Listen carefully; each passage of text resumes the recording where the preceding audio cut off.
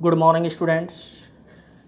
11th class की एक last video मैंने डाली थी जिसमें law of diminishing marginal utility को एक्सप्लेन किया। उसी के कंटिन्यूएशन में आज हम कंज्यूमर इक्विलिब्रियम पढ़ेंगे। और कंज्यूमर इक्विलिब्रियम पढ़ने से पहले उससे पहले मैं एक बार law of diminishing marginal utility को क्या करता हूँ, एक्सप्लेन कर देता हूँ दोबारा से। तो बच्चे क्या कहता है ये लॉ कहता है कि भाई जैसे जैसे किसी भी कमोडिटी की हम एडिशनल यूनिट कंज्यूम करते जाते हैं, एवरी एडिशनल यूनिट से मिलने वाली जो यूटिलिटी है वो कम होती जाती है। मान लीजिए मुझे ज़ोरों से भूख लगी है, जो मैंने पहली रोटी कंज्यूम करूँगा उससे मिलने वाली यूटिलिटी ज़्यादा रहेगी बशर्ते दूसरी रोटी के कंजप्शन से। तीसरी रोटी में कंज्यूम करूँगा तो उससे और कम यूटिलिटी मिलेगी, चौथी से और कम मिलेगी, पाँचवीं से। तो लॉ क्या कहता है? The law state that as a consumer when we consume more and more unit of given commodity, additional utility derived from consumption of every additional unit goes on diminishing. इसके बाद मैंने आपको क्या बताया था, इसकी एजम्पशंस के बारे में बताया था। एजम्पशन क्या है कि भैया लॉ को अप्लाई करने के लिए कुछ बातों को मानना पड़ेगा। Consumption should be continuous and continuous. इसका मतलब क्या है कि अगर आपने एक रोटी खाई है तो उसके बाद तुरंत दूसरी रोटी खानी पड़ेगी, तीसरी रोटी खानी पड़ेगी, चौथी। अब ऐसा ना हो कि एक रोटी सुबह खा रहे हो और एक रोटी शाम को खा रहे हो। शाम को आपको ज़ोरों से भूख लगी, अब आप कहोगे सर पहली से कम मिली, दूसरी से ज़्यादा मिली, लॉ तो अप्लाई हुआ ही नहीं। फिर कहता है बच्चे स्टैंडर्ड यूनिट आपको कंज्यूम करनी है और आइडेंटिकल यूनिट होनी चाहिए। तो ये हम लास्ट क्लास में क्या कर चुके हैं, डिस्कस कर चुके हैं। अब जो हम बात करना चाहते हैं, इक्विलिब्रियम की बात करना चाहते हैं। तो बच्चे इक्विलिब्रियम क्या है? इक्विलिब्रियम जो कॉन्सेप्ट है अलग अलग लोगों के लिए, चाहे वो हम कंज्यूमर्स की बात करें चाहे प्रोड्यूसर्स की बात करें, इक्विलिब्रियम का मतलब सभी के लिए अलग अलग है। बट कॉमन बात यह है कि सभी क्या करना चाहते हैं, अपने प्रॉफिट को या अपने सेटिस्फैक्शन को मैक्सिमाइज करना चाहता है। हर आदमी क्या करना चाहता है, जिस भी चीज़ के लिए वो काम कर रहा है उसको मैक्सिमाइज करना चाहता है। उसी सिचुएशन को हम क्या कहते हैं, इक्विलिब्रियम कहते हैं। तो इक्विलिब्रियम क्या है? Equilibrium is a situation where an individual accrue or get maximum benefit. Equilibrium is a ideal situation हो सकती है वेयर एन इंडिविजुअल फील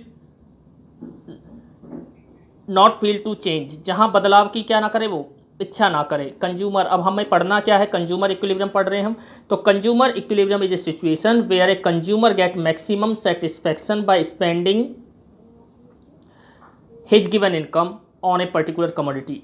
अपनी दी हुई इनकम, जो भी अवेलेबल इनकम उसके पास है, उस इनकम को खर्च करके वो मैक्सिमम सेटिस्फैक्शन पाना चाहता है। और जहाँ पर उसे मैक्सिमम सेटिस्फैक्शन मिल जाता है बच्चे, उसी सिचुएशन को क्या कहते हैं, कंज्यूमर इक्विलिब्रियम कहते हैं।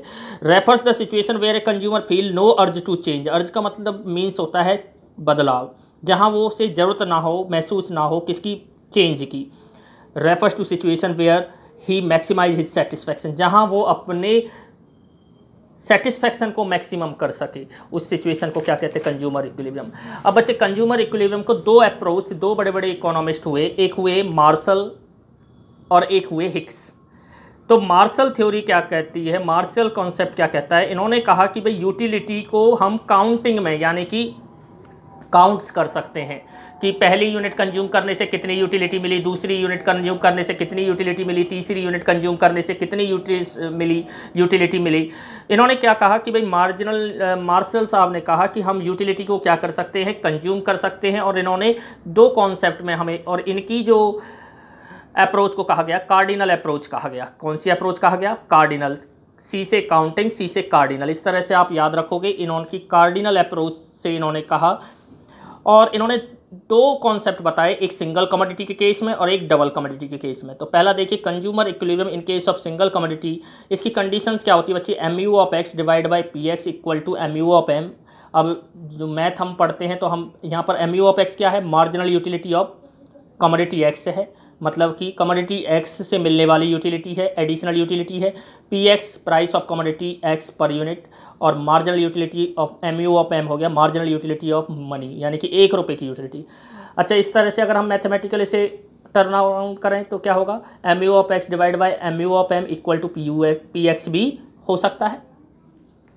अब देखिए, सिंगल कमोडिटी के केस में हम कुछ एजम्पशन ले लेते हैं बच्चे। कमोडिटी का नाम क्या है, एक्स है, प्राइस ऑफ कमोडिटी एक्स हमने कितना ले लिया, 4 पर यूनिट, यानी कि कमोडिटी एक्स की कोई एक यूनिट कितने रुपए में आएगी, 4 रुपए में आएगी। मार्जिनल यूटिलिटी ऑफ मनी, यानी कि 1 रुपए की यूटिलिटी कंज्यूमर के लिए क्या है, 3, इसका 3 यूटिल्स। इसका मतलब क्या होता है कि एक कंज्यूमर अपने 1 रुपए को तब खर्च करेगा जब एटलीस्ट उसे 3 यूटिल्स उस 1 रुपए खर्च करने से मिलेगा। अब देखिए बच्चे, इसमें हमने क्या एग्जांपल लिया, हमने एक हाइपोथेटिकल सिचुएशन ली। ये कमोडिटी एक्स की यूनिट है 1 2 3 4 5 6 7 8 9 10। मार्जिनल यूटिलिटी एक्स से मिल रही, पहली यूनिट से मिल रही है 20, दूसरी से 18, 16, 14। सर ये कैसे लिया? बच्चे ये आप अपनी मर्जी से कुछ भी ले सकते हो, ये कोई हार्ड एंड फास्ट रूल नहीं है। बस याद रखना, अगर यहाँ पर 18 ले रहे हो तो गलती से यहाँ 19 मत ले लेना, नहीं तो लॉ का क्या हो जाएगा, डिसरिगार्ड हो जाएगा। लॉ क्या कहता है, एवरी एडिशनल यूनिट से मिलने वाली यूटिलिटी कम होती जाती है। कितनी कम होती जाती है, ये कोई ऐसा हार्ड एंड फास्ट रूल नहीं है। तो मैंने क्या ले लिया, 20, 18, 16, 12।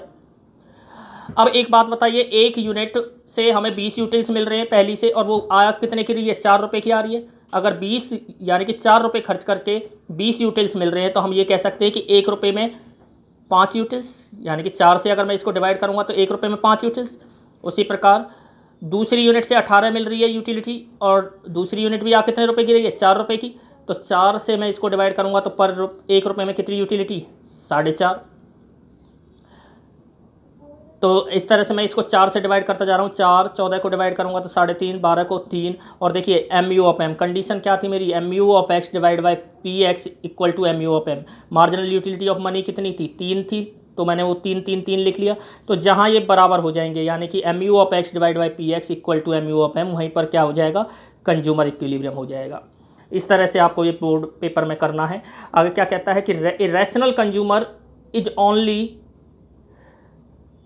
by 5 unit of commodity X where he get maximum satisfaction, the situation he attain where mu of x divided by px equal to mu of m। ठीक है जी। तो इस कार्डिनल अप्रोच में क्या कहा गया, कार्डिनल अप्रोच में कहा गया कि भाई हम जो यूनिट्स से मिलने वाली एडिशनल यूटिलिटी है, एक साइकोलॉजिकल फिनोमिना है। फिर भी इन्होंने क्या कहा कि हम इसे यूनिट्स में, यानी कि कितनी यूटिल्स मिल रही है, उसको काउंटिंग में डिफाइन कर सकते हैं। इसके अलावा बच्चे 2 कमोडिटी के केस में आपको ज़्यादा पढ़ने की जरूरत नहीं है, बस आप ये समझ लीजिए consumer equilibrium in case of 2 commodity, जहाँ पर ये क्या होता है, M U of X divide by P X equal to M U of Y divide by P I. M U of X क्या, marginal utility of commodity X, M U of Y है marginal utility of commodity Y, P X क्या है, price of commodity, and P Y क्या है, price of commodity Y. Consumer equilibrium in case of 2 commodity refers the situation where a consumer is in a position where he gets same satisfaction by spending ₹1, either he spend on commodity X और commodity Y। यानी कि जब वो 1 रुपये को खर्च करता है, या commodity X पे खर्च करे या commodity Y पे खर्च करे, ऐसी स्थिति दो और सेम सेटिस्फैक्शन उसे मिल रहा है, ऐसी सिचुएशन को क्या कहा गया, डबल कमोडिटी के केस में कहा गया। एक एग्जांपल लेते हैं, मार्जिनल यूटिलिटी ऑफ एक्स मान लीजिए 12 है और मार्जिनल यूटिलिटी ऑफ वाई 16 है। प्राइस ऑफ एक्स कितनी है, 3 रुपये, और price of Y 4 per unit, ₹4 per unit. मैं यहाँ लिख भी देता हूँ, पर यूनिट। तो बच्चे एम यू ऑफ एक्स कितनी है, 12 को 3 से डिवाइड करोगे, यानी कि क्योंकि 3 रुपये की एक यूनिट है तो 1 रुपये में कितनी मिल रही है, 4। और यहाँ पर भी एम यू ऑफ वाई 16 है, 16 को 4 रुपये की एक यूनिट है, तो 4 रुपये में 16 यूटिल्स, यानी कि 1 रुपये में। तो ऐसी सिचुएशन को ही हम क्या कहते हैं, कंज्यूमर इक्विलिब्रियम कहते हैं इन केस ऑफ 2 कमोडिटी। आगे देखिए, अगर बच्चे ऐसी सिचुएशन आ जाए कि M U of X divide by P X greater than क्या है, M U of Y divide by P Y, तो ऑब्वियसली बात है एक रैशनल कंज्यूमर, क्योंकि 1 रुपया खर्च करके उसे अगर कमोडिटी एक्स से यूटिलिटी मिल रही है, तो वो ज़्यादा यूनिट्स किसकी खरीदेगा, एक्स की खरीदेगा। Irrational consumer consume more unit of commodity x since he get more utility with consumption of commodity x in ₹1। 16 divide by 4 and 12 divide by 4, यानी कि 1 रुपये में यहाँ 4 यूटिल्स, यहाँ पे 3, तो कौन सी यूनिट खरीदेगा, एक्स। अगर सिचुएशन उल्टी हो जाए तो वाई की। In this situation irrational consumer consume more unit of commodity Y as he get more utility by spending of ₹। कब तक खरीदेगा, till he get the situation where M U of X divide by P X equal to M U of Y divide by P Y. Thank you.